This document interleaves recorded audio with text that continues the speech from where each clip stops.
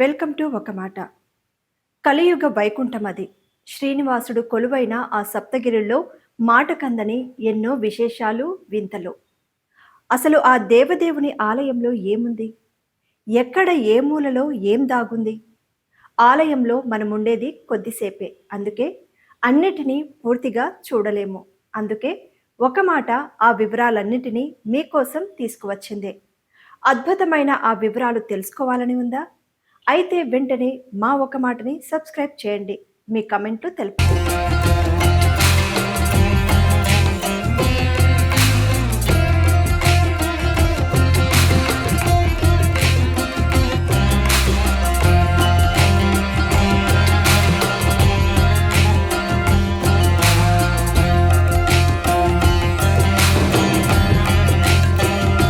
తిరుమలలో శ్రీవారి ఆలయం క్రీస్తు పూర్వం 12వ శతాబ్దంలో 2.2 ఎకరాల విస్తీర్ణంలో 415 అడుగుల పొడవు, 263 అడుగుల వెడల్పుతో నిర్మితమైంది.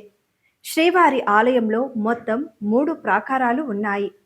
ఆలయం గోడలు 1000 ఏళ్ల క్రితం నాటివిగా చరిత్రకారులు, పురావస్తు పరిశోధకులు చెబుతున్నారు. ఇక ఆలయంలో ఆభరణాలు, పవిత్రమైన వస్త్రాలు, తాజా పూలమాలలు, చందనం తదితరాలను భద్రపరుచుకోవడానికి వేర్వేరుగా గదులను నిర్మించారు. వీటితో పాటు లడ్డూ ప్రసాదం తయారీకి పోటు, శ్రీవారి నైవేద్యం తయారీకి ప్రత్యేక వంటగదులు ఉన్నాయి. మొదటి ప్రాకారంలో మహాద్వార గోపురం అంటే ఇత్తడి వాకిలి. శ్రీ వెంకటేశ్వర స్వామివారిని దర్శించడానికి శ్రీవారి ఆలయంలో ప్రవేశించే ప్రధాన ప్రవేశ ద్వార గోపురమే ఈ మహాద్వార గోపురంగా పిలుస్తారు. పడికావలి, సింహద్వారం, ముఖద్వారం అని ఈ ద్వారానికి వేర్వేరు పేర్లు ఉన్నాయి. దీనినే తమిళంలో పెరియా తిరువాషల్ అని కూడా అంటారు. అంటే పెద్దవాకిలి అని అర్థం. ఈ ప్రధాన ద్వార గోపురంతో అనుసంధింపబడుతూ నిర్మించబడిన ప్రాకారమే మహాప్రాకారం. వైకుంఠం, క్యూ కాంప్లెక్స్ల ద్వారా వచ్చిన భక్తులు ఈ మహాద్వార మార్గంలో మాత్రమే వెళ్ళి స్వామివారిని దర్శించుకుంటారు. ఇక్కడ మనం క్రింద ఉన్న పైపుకు గల రంధ్రాల ద్వారా వచ్చే నీటితో కాళ్ళు కడుక్కొని స్వామివారి దర్శనం కోసం లోపలికి ప్రవేశిస్తాం. మీరు గనక ఇక్కడ జాగ్రత్తగా గమనిస్తే దక్షిణ వైపున గోడపై అనంతాల్వారులు ఉపయోగించిన గుణపం ఉంటుంది. మహాద్వారానికి ఇరుప్రక్కల ద్వారపాలకుల వలె సుమారు 2 అడుగుల ఎత్తు పంచలోహ విగ్రహాలు ఉంటాయి. వీరే శ్రీ వెంకటేశ్వరుని సంపదలను, నవనిధులను రక్షించే దేవతలు. దక్షిణ దిక్కున ఉన్న రక్షక దేవత 2 చేతుల్లోనూ 2 శంఖాలు ఉంటాయి. ఈయన పేరు శంఖనిధి. కుడివైపున ఉన్న రక్షదేవత చేతుల్లో 2 పద్మాలు ఉంటాయి. ఈయన పేరు పద్మనిధి. మహాద్వారానికి ఆనుకొని లోపలి వైపు 16 స్తంభాలతో ఉన్న ఎత్తైన మండపమే కృష్ణరాయ మండపం. దీనినే ప్రతిమా మండపం అని కూడా అంటారు. ఈ మండపం లోపలికి ప్రవేశిస్తున్నప్పుడు కుడివైపున రాణులు తిరుమలాదేవి, చిన్నాదేవులతో కూడిన శ్రీకృష్ణ దేవరాయల నిలువెత్తు రాగి ప్రతిమలు ఉంటాయి. అలాగే ఎడమవైపు చంద్రగిరి రాజైన వెంకటపతిరాయల రాగి ప్రతిమ, ఆ పక్కనే విజయనగర ప్రభువైన అచ్యుతరాయలు, ఆయన రాణి వరదాజీ అమ్మాన్ని, వీరి నిలువెత్తు నల్లరాతి ప్రతిమలు నమస్కార భంగిమలో ఉన్నాయి. శ్రీకృష్ణ దేవరాయలు 7 సార్లు తిరుమల యాత్ర చేసి శ్రీస్వామికి ఎన్నో కానుకలు సమర్పించారు. అచ్యుతరాయలు తన పేరిట అచ్యుతరాయ బ్రహ్మోత్సవాన్ని నిర్వహించాడు. ప్రతిమా మండపానికి 12 అడుగుల దూరంలో ఎత్తైన అధిష్టానం మీద నిర్మింపబడి ఉన్న దీన్నే అద్దాల మండపమని, ఆయనా మహల్ అని అంటారు. ఈ ముఖమండపంలో శ్రీవారి అన్నప్రసాదాలు అమ్మే అరలు ఉండేవి. ఈ అరల్లో అర్చకులు తమ వంతుకు వచ్చే శ్రీవారి ప్రసాదాలను ఒకప్పుడు భక్తులకు తగిన వెలకు విక్రయించేవారు. అందుకే ఈ అరల ప్రాంతాన్ని ప్రసాదం పట్టెడ అంటారు. శ్రీకృష్ణ దేవరాయలు మండపానికి ఎదురుగా తులాభారం ఉంటుంది. ఇక్కడ భక్తులు తమ పిల్లల బరువుకు సరిసమానంగా ధనం, బెల్లం, కలకండ, కర్పూరం రూపేణా గాని తులాభారంగా శ్రీవారికి సమర్పిస్తారు. కృష్ణరాయ మండపానికి దక్షిణం వైపుగా 108 అడుగుల పొడవు, 60 అడుగుల వెడల్పు కలిగి ఎత్తైన రాతి స్తంభాలతో అనల్ప శిల్ప శోభితమై విరాజిల్లుతూ ఉన్నదే రంగనాయక మండపం. శ్రీరంగంలోని శ్రీరంగనాథుని ఉత్సవమూర్తులు కొంతకాలం పాటు ఈ మండపంలో భద్రపరిచారు. అందువల్లే దీన్ని రంగనాయక మండపమని పిలుస్తారు. ఒకప్పుడు నిత్య కళ్యాణోత్సవాలు జరిగిన ఈ మండపంలో ప్రస్తుతం ఆర్జిత సేవలైన వసంతోత్సవం, బ్రహ్మోత్సవం, వాహన సేవలు జరుగుతున్నాయి. ఇక దేశాధినేతలు, రాష్ట్రపతి, ఉపరాష్ట్రపతి, ప్రధానమంత్రి, ముఖ్యమంత్రి తదితర ప్రముఖులకు శ్రీవారి దర్శనానంతరం ఈ మండపంలోనే వేదాశీర్వచనంతో పాటు శ్రీవారి ప్రసాదాలను అందజేస్తారు.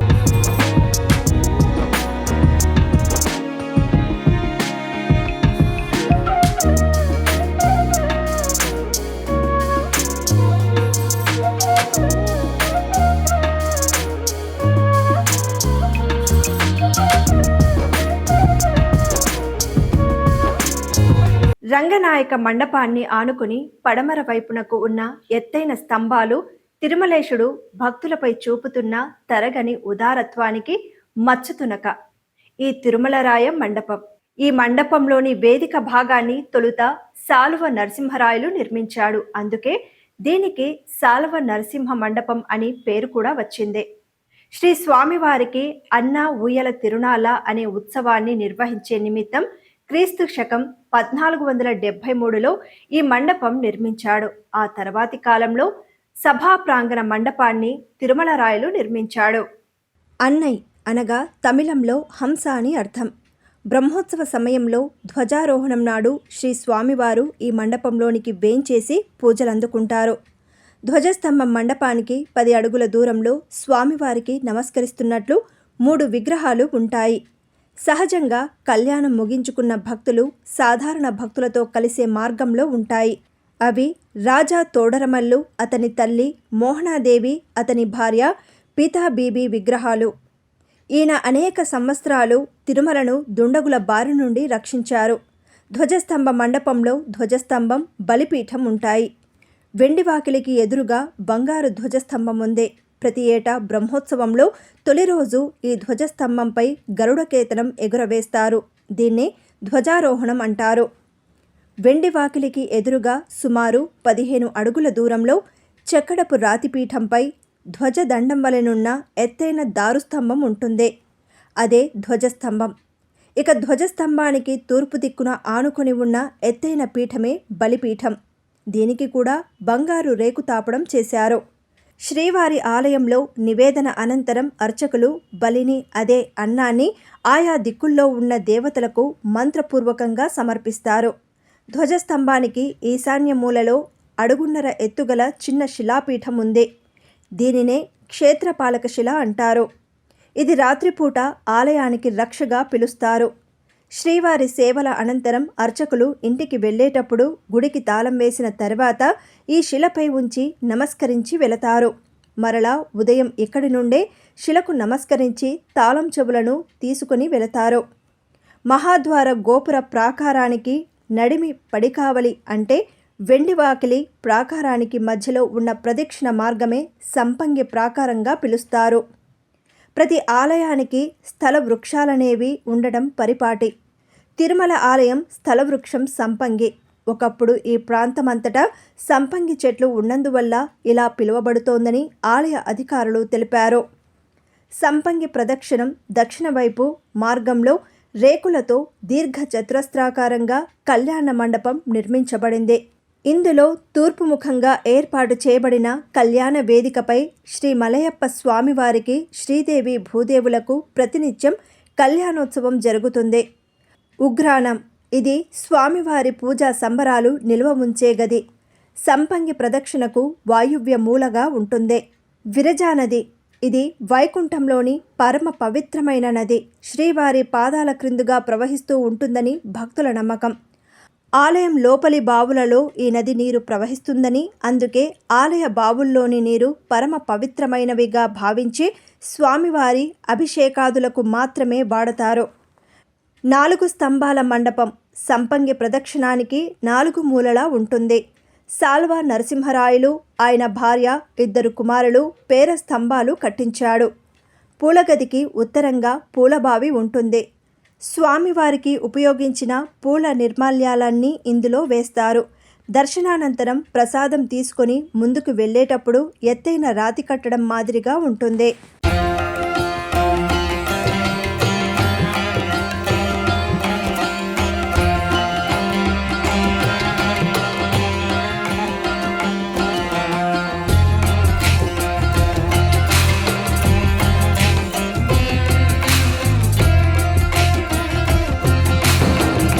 వగపడి అంటే భక్తులు సమర్పించిన ప్రసాదాలు స్వీకరించే గది.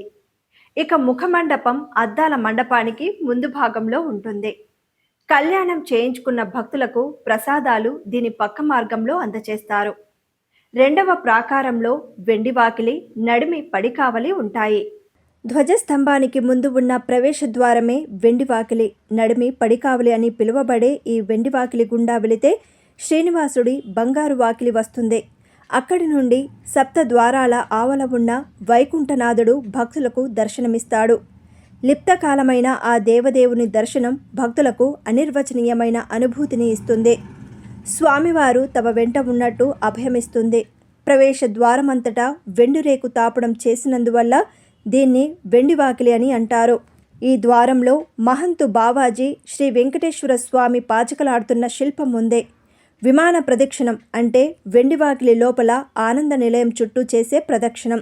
దీన్నే అంగ ప్రదక్షిణం అని కూడా అంటారు.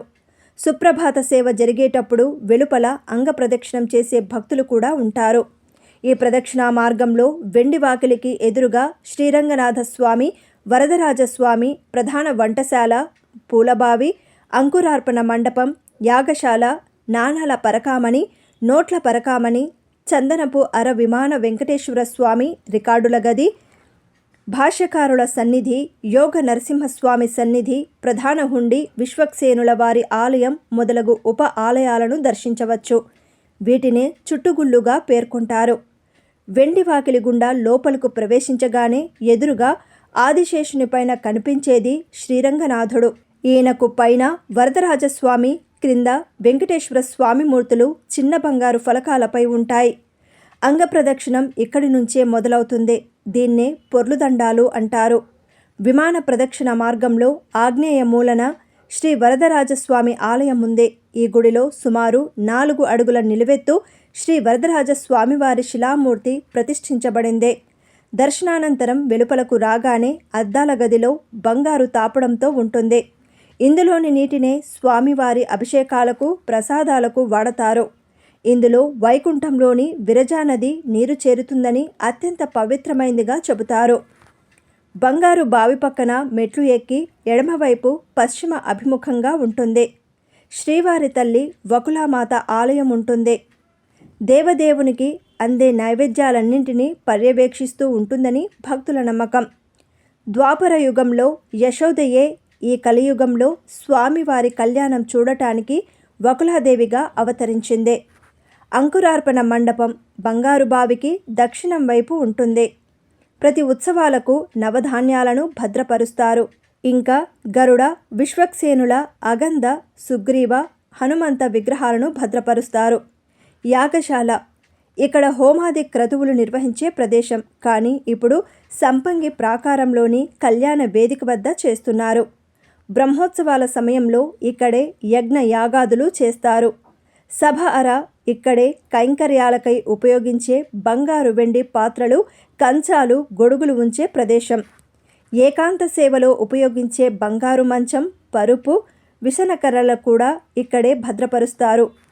సభ అరపక్కనే ఉన్న గది సంకీర్తన భాండాగారం.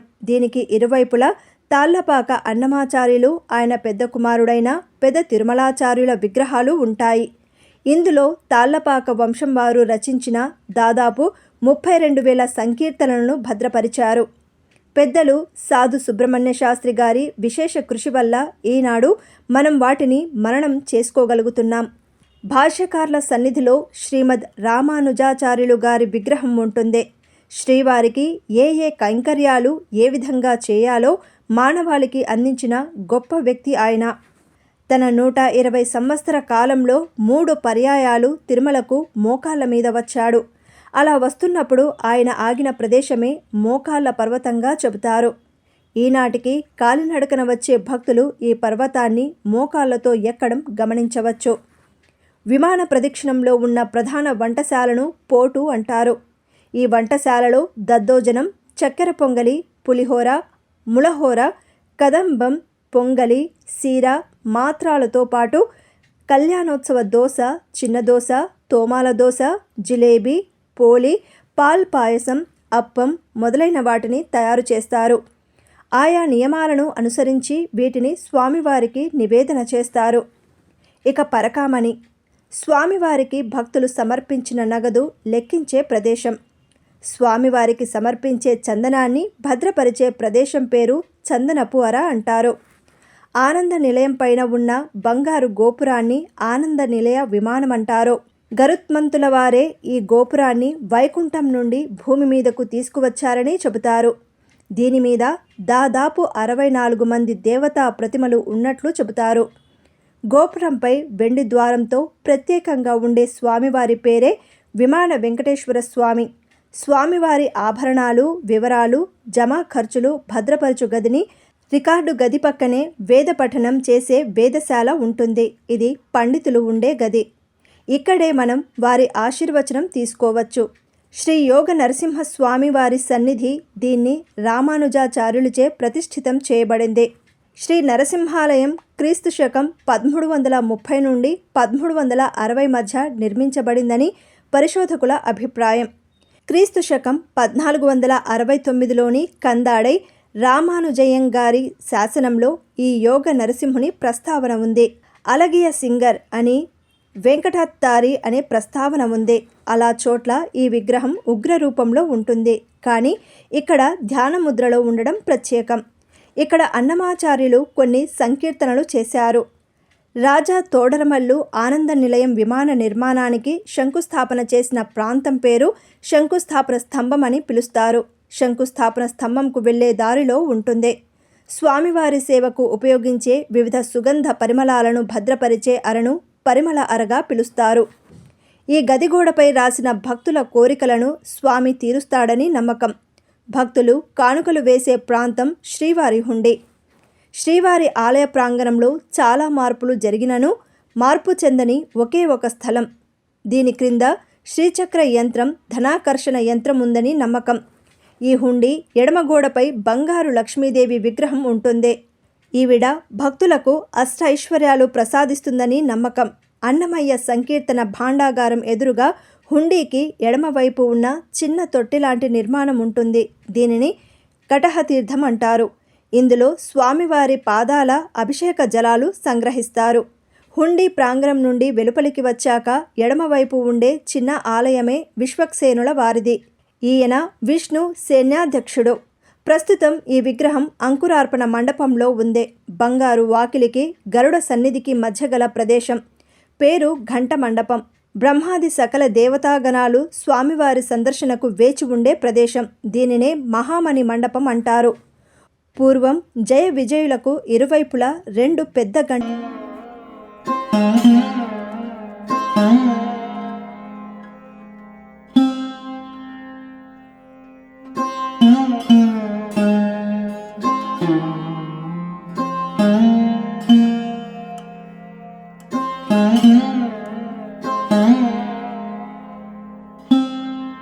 మూడవ ప్రాకారంలో శ్రీ వెంకటేశ్వర స్వామివారి సన్నిధికి వెళ్ళడానికి అత్యంత ప్రధానమైన ఏకైక ద్వారం బంగారు వాకిలి. వాకిలికి గడపకు అంతటా బంగారు రేకు తాపబడినందువల్ల ఈ ప్రవేశ ద్వారానికి బంగారు వాకిలి అనే ప్రసిద్ధి ఏర్పడింది. ప్రతిరోజు ఈ బంగారు వాకిలి ముందు తెల్లవారుజామున సుప్రభాత పఠనం జరుగుతుంది. ప్రతి బుధవారం భోగ శ్రీనివాసమూర్తికి శ్రీ మలయప్ప స్వామివారికి ఇక్కడే సహస్ర కలశాభిషేకం జరుగుతుంది. బంగారు వాకిలి దాటి లోపలికి వెళ్ళిన వెంటనే ఉండేదే స్నపన మండపం. క్రీస్తు శకం 614లో పల్లవరాణి రామవై ఈ మండపాన్ని నిర్మించి భోగ శ్రీనివాసమూర్తి వెండి విగ్రహాన్ని సమర్పించిందట. ఈ స్నపన మండపాన్నే తిరువిలాన్ కోయిల్ అంటారు. ఆనంద నిలయం జీర్ణోద్ధరణ సమయంలో ఈ మండపం నిర్మించబడిందని చెబుతారు. ప్రతిరోజు తోమాల సేవ అనంతరం కొలువు శ్రీనివాసునికి ఆ రోజు పంచాంగం, చేయవలసిన పూజాధికాలు, క్రితం రోజు హుండీ ఆదాయాది జమ ఖర్చులు వివరిస్తారు. దీనిలో కుడివైపున అనగా దక్షిణ దిక్కున హుండీ మరియు ఎడమవైపున అనగా ఉత్తర దిక్కున శ్రీవారి ఆభరణాలు భద్రపరిచే గది ఉంటాయి. స్నపన మండపం దాటగానే ఇరుకైన దారికి ఇరువైపులా ఎత్తుగా కనిపించే గద్దెలు రాములవారి మేడ. తమిళంలో మేడు అంటే ఎత్తైన ప్రదేశమని అర్థం. ఇక్కడ రాములవారికి పరివారమైన అంగద, హనుమంత, సుగ్రీవుల విగ్రహాలు ఉన్నాయి. ప్రస్తుతం ఆనంద నిలయంలో ఉన్న శ్రీ సీతారామలక్ష్మణుల విగ్రహాలు ఇక్కడ ఉండేవని, అందువల్లే ఇది రాములవారి మేడ అని పిలువబడుతోందని, రాములవారి మేడ దాటి లోపల ప్రవేశించిన వెంటనే ఉన్న గదే శయన మండపం. శ్రీ వెంకటేశ్వర స్వామివారు వెలిసిన గర్భాలయానికి ముందున్న అంతరాలమే శయన మండపం. ప్రతిరోజు ఏకాంత సేవ ఈ మండపంలో వెండి గొలుసులతో వేలాడదీసిన బంగారు పట్టె మంచం మీద శ్రీ భోగ శ్రీనివాసమూర్తి శయనిస్తారు. శయన మండపానికి శ్రీవారి గర్భాలయానికి మధ్యన రాతితో నిర్మించిన ద్వారబంధం ఉంది. దీనిని కులశేఖరప్పడి అంటారు. పడి అనగా మెట్టు, గడప అని అర్థం. కులశేఖరపడి అనే బంగారు గడపను దాటితే ఉన్నదే శ్రీవారి గర్భాలయం. శ్రీ వెంకటేశ్వర స్వామివారు స్వయంభువుగా సాలగ్రామ శిలామూర్తిగా ఆవిర్భవించి ఉన్న చోటే గర్భాలయం. దీనినే గర్భాలయం అని కూడా అంటారు. ఈ ఆనంద నిలయంపై ఒక బంగారు గోపురం నిర్మించబడింది. దీనినే ఆనంద నిలయ విమానం అంటారు. గర్భాలయంలో స్వయం వ్యక్తమూర్తిగా నిలిచి ఉన్న పవిత్ర శిలా దివ్యమూర్తి శ్రీ వెంకటేశ్వర స్వామి. నిలబడి ఉన్నందున ఈ అర్భామూర్తిని స్థానకమూర్తి అంటారు. అంతేగాక స్థిరంగా ఉన్నందువల్ల ధ్రువమూర్తి అని, ధ్రువబేరం అని కూడా అంటారు. శ్రీ స్వామివారి మూర్తి అత్యంత విలక్షణమైన పద్ధతిలో దర్శనమిస్తూ భక్తులను ఆనందింపజేస్తోంది. సుమారు 8 అడుగుల ఎత్తుగల స్వయంభూమూర్తి. ఈ మూలమూర్తికి ప్రతినిధులుగా కొలువు శ్రీనివాసమూర్తి, భోగ శ్రీనివాసమూర్తి, ఉగ్ర శ్రీనివాసమూర్తి, మలయప్ప స్వాములతో పాటు ఉత్సవమూర్తులు ఉంటాయి. సీతారామలక్ష్మణులు, శ్రీకృష్ణ రుక్మిణులు, చక్ర తాల్వారులు, శాలిగ్రామ శిలలు ఉన్నాయి. స్వామివారికి ప్రతిరూపాలుగా వీనికి నిత్య అభిషేకాలు జరుగుతాయి. రాములవారి మేడ చుట్టూ చేసే ప్రదక్షిణం వైకుంఠ ఏకాదశి మరియు ద్వాదశి నాడు ఈ ద్వారం గుండా దర్శనం ఉంటుంది. దీనినే ముక్కోటి దర్శనం అంటారు. ఇది దేవదేవుని సన్నిధిలో మనం చూడని విశేషం. ఒక మాట మీకోసం అందరికీ తిరుమల ఆలయం అంతరాలయం లోపలి అంశాలను అందించాం. మీకు గనక ఈ సమాచారం నచ్చినట్లయితే మరికొందరికి షేర్ చేయండి. ఆ శ్రీనివాసుని వివరాలు అందించే ప్రయత్నం చేయండి. మరో విభిన్నమైన అంశంతో ఒక మాట మీ ముందుంటుంది. అంతవరకు సెలవు. నమస్కారం.